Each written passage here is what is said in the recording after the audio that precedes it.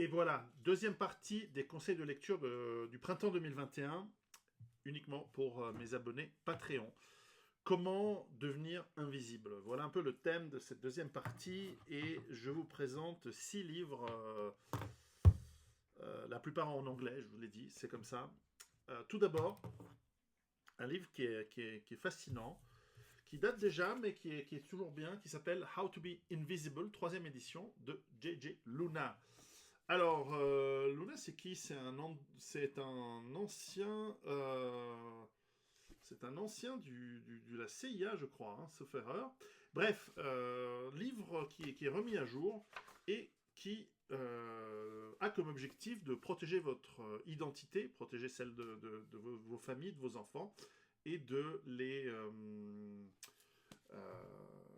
l'espionnage commercial, mais aussi étatique, qui vient par les réseaux, par Internet, par l'utilisation de téléphones portables. Et donc, il nous explique comment, petit à petit, avoir d'abord une stratégie de vie qui vous éloigne de la curiosité des doigts crochus de l'État et de ces réseaux qui, en fait, vivent par l'information que vous leur donnez par vos activités et qu'ils vont ensuite vendre, revendre, utiliser pour vous surveiller, pour vous contrôler, pour commercialiser aussi des trucs dont vous n'avez pas forcément besoin.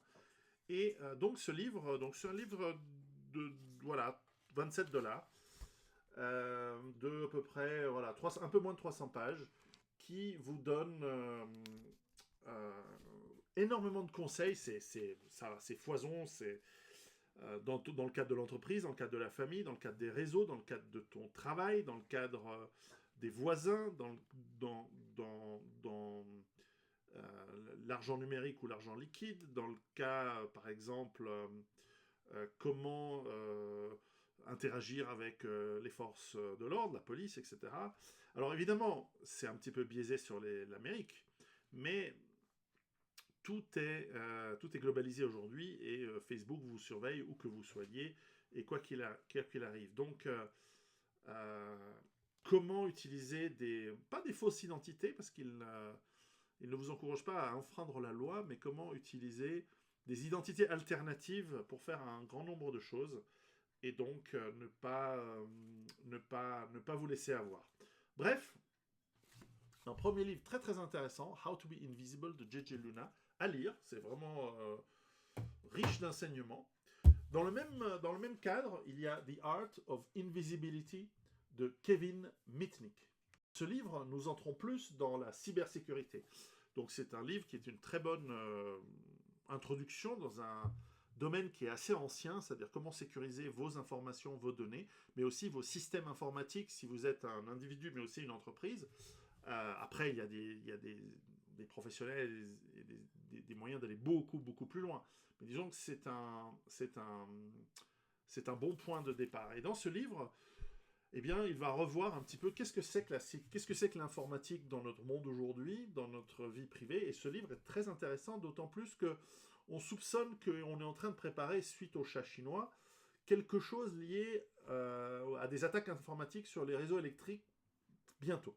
Alors, on ne sait pas si c'est du lard ou du cochon, mais en tout cas, on sait que c'est possible. Donc, on aimerait voir si on est capable de se protéger, non pas forcément d'une panne d'électricité, mais aussi de ne pas être ciblé, nous personnellement, par des attaques informatiques sur nos systèmes. Donc, un livre très intéressant, je dirais que c'est une introduction à la cybersécurité et surtout comment se rendre, on va dire, cybernétiquement neutre ou invisible par rapport à, encore une fois, toutes ces attaques. Donc, on va nous parler de VPN, on va nous parler de réseaux privés, on va nous parler... C'est un livre assez récent, donc il commence à nous parler de crypto. Voilà, 2017. Et encore une fois, c'est une bonne introduction. Ce n'est pas forcément l'encyclopédie, puis c'est une science qui évolue tout le temps. Donc c'est un bon livre pour démarrer. Ensuite, un livre intéressant de J.C. Carlson, qui est un ancien de la CIA, qui nous explique comment travailler comme un espion. Et c'est très intéressant, c'est un petit livre, il se lit vite. Il est combien il est chez Penguin. Peu importe. Et donc l'auteur, c'est une jolie femme ancienne de la CIA qui, qui nous explique comment utiliser les techniques de relations personnelles, d'identification de suspects ou d'indices corporels qui montrent une forme de, par exemple, une tension ou le mensonge, etc., que l'on apprend aux opérateurs de la CIA, et comment l'utiliser dans votre travail. Et donc, c'est un livre qui s'oriente business, évidemment. Donc, c'est un livre que vous pouvez utiliser dans votre quotidien, dans votre entreprise, dans votre travail, pour identifier des comportements, pour vous aider à vendre, etc. Donc, il a un côté développement personnel qui est bien. Mais il a aussi un côté discrétion, protéger vos informations, notamment commerciales, notamment industrielles, vos secrets de fabrique, etc. Et très intéressant donc comme livre. C'est un livre qui est vite lu. Je l'ai trouvé très très bien. Donc voilà, à vous d'appliquer ces informations aussi pour votre vie personnelle, de J.C. Carlson. Ensuite, 3 livres. Voilà, enfin un livre en francophone. Alors, c'est un grand classique que vous connaissez sans doute. C'est le livre Contre-insurrection, théorie et pratique de David Galula. Alors, David Galula, c'est un officier de l'armée française, un des grands experts d'insurrection et contre-insurrection, un des grands théoriciens qui ont enseigné aux Israéliens et à plein d'autres comment mettre en place des techniques de contre-insurrection. Et donc, si tu veux faire une bonne contre-insurrection, tu dois comprendre comment fonctionne l'insurrection. Et donc, il a étudié, on étudie dans ce livre, toutes les insurrections passées qui vont de, je sais pas, Abdelkader, Mao, Ho Chi Minh, le FLN en Algérie, Cuba, etc. Donc, dans ce livre, vous avez, en plus il est succinct, il est vraiment très très bien, toutes les stratégies et les tactiques liées aux insurrections, leurs fondements pratiques, idéologiques et organisationnels, et donc comment une armée met en place le renseignement et les outils nécessaires, humains et physiques, etc.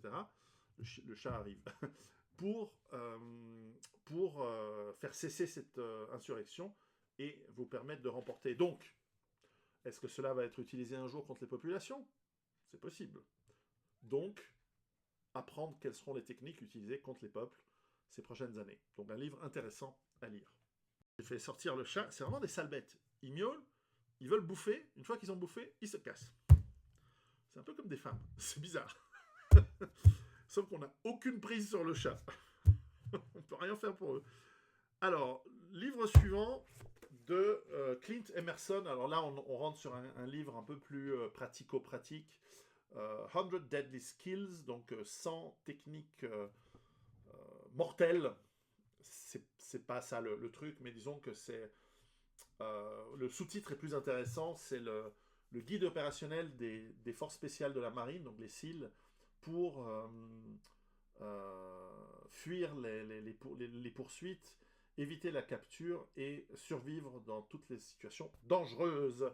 Donc c'est un livre qui nous donne, avec énormément de graphiques et de techniques, en fait c'est sous forme de fiches, et toujours assez bien illustré, une bonne introduction sympa, je trouvais toujours très intéressant, sur comment fabriquer par exemple des armes. Alors il y a la fameuse histoire du magazine, donc ça c'est un grand classique, mais comment s'enfuir, comment barricader sa maison, comment bunkériser son appartement.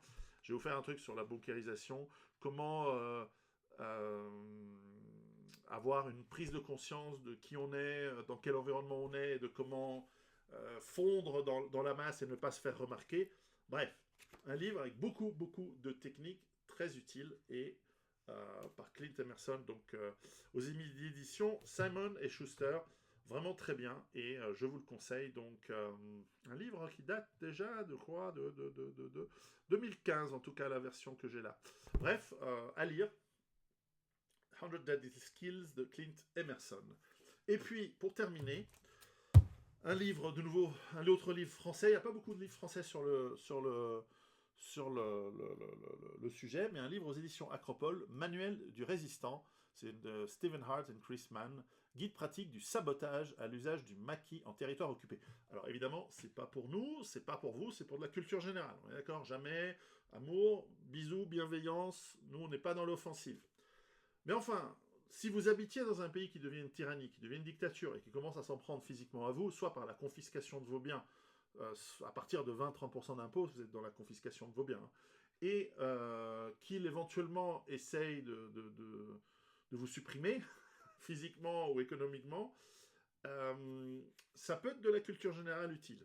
Bref, ici, alors c'est un livre sur la Deuxième Guerre mondiale, donc évidemment c'est très daté, il y a énormément d'informations obsolètes, mais sur les principes fondamentaux, il reste actuel, sur comment on sabote un réseau télégraphique, donc aujourd'hui ce serait la fibre optique, comment on démonte des ponts ou des viaducs, il y en a toujours, comment on observe par exemple des informations, comment on les passe aux grandes puissances qui vous soutiennent. Ah ouais, parce que si vous n'avez pas des grandes puissances qui vous soutiennent, donc éventuellement un guide sur comment apprendre à parler le russe ou le chinois, ça peut être utile. Bref, comment on collecte les renseignements, comment on établit une base d'appoint, comment on fait des feux de camp, etc. Tout le manuel du résistant, et on voit qu'ici ils ont pris des exemples sur la France occupée, sur la Yougoslavie, pendant l'occupation pendant la Deuxième Guerre mondiale, et des résistants, des partisans soviétiques à l'invasion nazie de leur pays.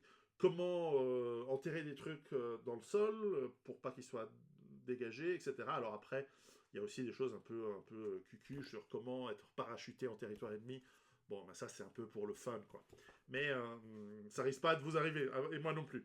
Bref, comment monter une embuscade, etc. Il y a des bases, livres de vente, pour la culture générale, encore une fois. Je n'incite personne à appliquer ces techniques dans la réalité. De toute façon, nous sommes dans des démocraties avec des gouvernements qui ont été choisis par la population à l'unanimité et qui ont donc la légitimité démocratique et qui ne sauraient être méchants d'une manière ou d'une autre. Et donc, en aucun cas, toutes ces techniques doivent être utilisées contre qui que ce soit. Voilà pour ces informations. Je vous retrouverai peut-être, peut-être pas. Je ne sais pas si là j'ai un peu fini mes lectures. Là, il faut que j'écrive. Donc peut-être qu'il n'y aura pas de vidéo d'été, ou peut-être que si, on verra.